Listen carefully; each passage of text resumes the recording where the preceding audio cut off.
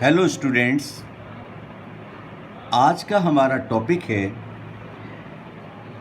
ऊष्मागतिक विभव, thermodynamical potential और thermodynamical function and their relations with thermodynamical variable. ऊष्मागतिक निकाय की अवस्था को हम ऊष्मागतिक चरों जैसे दाब P, आयतन V, ताप T एवं एंट्रोपी S के पदों में व्यक्त कर सकते हैं। इनमें से कोई दो स्वतंत्र चर हो सकते हैं और बाकी दो उनके फलन होंगे। इन ऊष्मागतिक चरों के बीच जो पारस्परिक संबंध होता है वह ऊष्मागतिकी के प्रथम व द्वितीय नियम से प्राप्त होता है। आप जानते हैं ऊष्मागतिकी का प्रथम नियम है dq = du + dw या du + pdv। द्वितीय नियम क्या है? dq = TdS, जहाँ S क्या है? एंट्रोपी है। इन दो संबंधों को अगर हम कंबाइंड करें, इन दोनों को एक जोड़ें तो क्या मिलेगा हमको? TdS = du + pdv। यहाँ से हम निकालेंगे du निकालेंगे, कितना आएगा? TdS - pdv। ये जो समीकरण देख रहे हैं आप, चारों ऊष्मागतिक चरों के पद में आंतरिक ऊर्जा को व्यक्त करती है, परंतु निकाय के पूर्ण ज्ञान के लिए, निकाय की पूर्ण जानकारी के लिए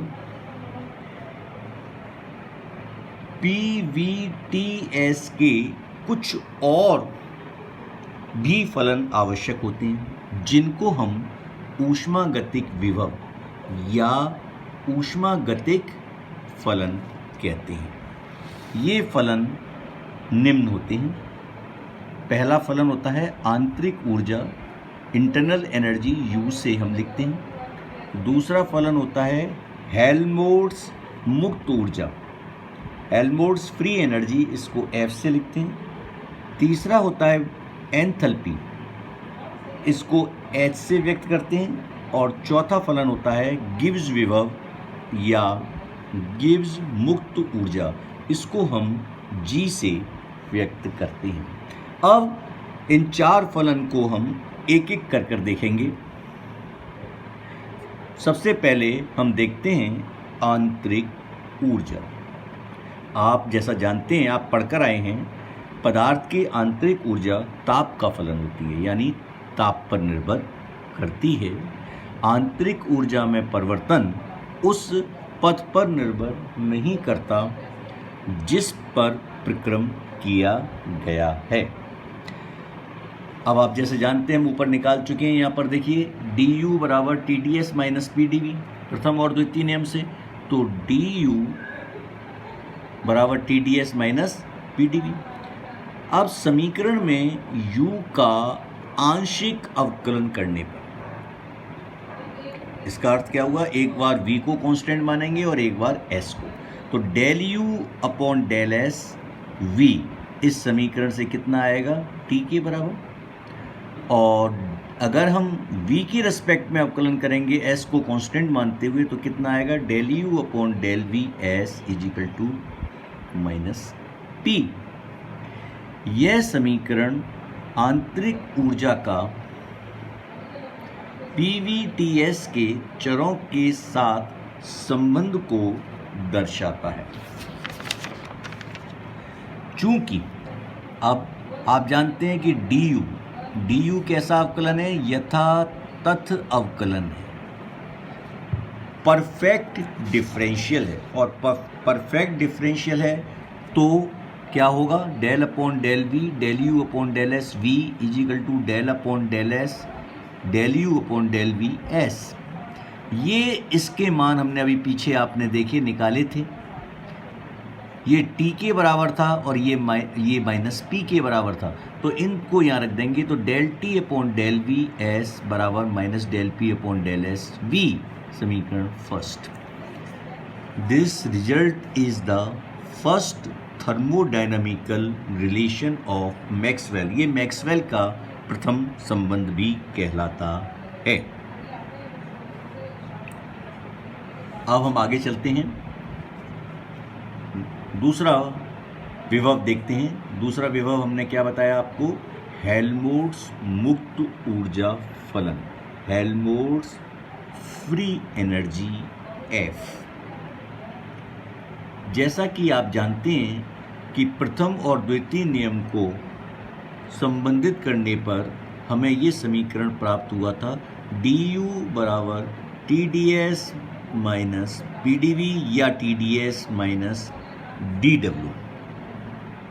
नाउ अगर हम if we consider a process in which the system exchange heat with the surroundings and thereby maintained at a constant temperature। System क्या कर रहा है कि सराउंडिंग से हीट को एक्सचेंज कर रहा है और टेम्परेचर को कांस्टेंट रख रहा है, तो क्या होगा, TDS को हम क्या लिख सकते हैं, DTS, क्योंकि T को हमने क्या माना है, constant. And we can write D U, इस समीकरण को हम कैसे लिखेंगे, डी यू बराबर D T S minus D W. अब इसको इधर लाइए आप, जब हम इसको इधर लाएंगे तो ये क्या होगा, कॉमन आ जाएगा, D U minus T S is equal to minus D W, और we can write D F is equal to minus D W, जहाँ F क्या है, U माइनस टी एस। इसको हम कहते हैं हेल्महोल्ट्ज़ मुक्त ऊर्जा फलन, हेल्महोल्ट्ज़ मुक्त ऊर्जा फलन, हेल्महोल्ट्ज़ फ्री एनर्जी F से डिनोट करते हैं। F बराबर होगा U minus T S. Value of F depends only on the state of the substance and therefore df is a perfect differential, यानी यथातथ अवकलन होगा। नाउ df कितना होगा, du माइनस dts। अब ये क्या हो गया, देखिए आप, du minus tds minus sdt, but du बराबर होता है tds माइनस pdv, तो df कितना हो जाएगा, TDS minus PDV minus TDS minus SDT। तो इसमें से ये TDS कट जाएगा, ये कैंसिल हो जाएंगे, तो ये कितना बचेगा, माइनस PDV माइनस SDT, जहाँ T और V इंडिपेंडेंट वेरिएबल या क्या होंगे, स्वतंत्र चर होंगे। आंशिक अवकलन करने पर, अब इसका आंशिक अवकलन कीजिए, जैसे हमने आंतरिक ऊर्जा के लिए निकाले थे ना, वैसे ही हम इसका अब हम निकालेंगे। तो del F upon del V T अगर निकालेंगे तो कितना आएगा, यहाँ से देखिए माइनस पी आएगा, ये जीरो हो जाएगा। और अगर del F upon del T करेंगे वी को कांस्टेंट मानते हुए, तो माइनस एस आएगा, और ये इसका अवकलन क्या हो जाएगा, जीरो हो जाएगा। तो del F upon del T V is equal to minus S. अब चूंकि अभी मैंने ऊपर आपको बताया था कि डी एफ जो होता है वो कैसा होता है, यथातथ या परफेक्ट डिफरेंशियल होता है, तो उसकी कंडीशंस हम यहाँ अप्लाई करेंगे। Del upon del V, del F upon del T V is equal to del upon del T del F upon del V T. इन ब्रैकेट की जो वैल्यूज़ है यहाँ हमने कैलकुलेट की हुई है, आप देख रहे हैं। ये जो वैल्यू हमने कैलकुलेट कर रखी है, इन दोनों वैल्यूज़ को हम इस समीकरण में पुट कर देंगे। हैंस यहाँ क्या हो जाएगा, यहाँ आ जाएगा आपका S और यहाँ आ जाएगा आपका P। तो ये हो जाएगा del S upon del V T is equal to del P upon del T V. ये कहलाएगा समीकरण second. You know this is the second thermodynamical relations of Maxwell. जैसा मैक्सवेल समीकरण आपने पढ़े हैं उसमें ये समीकरण क्या है, द्वितीय संबंध है। तो यहाँ हमने ये जो है आपको बताया कि हेल्महोल्ट्ज़ मुक्त ऊर्जा फलन क्या होता है।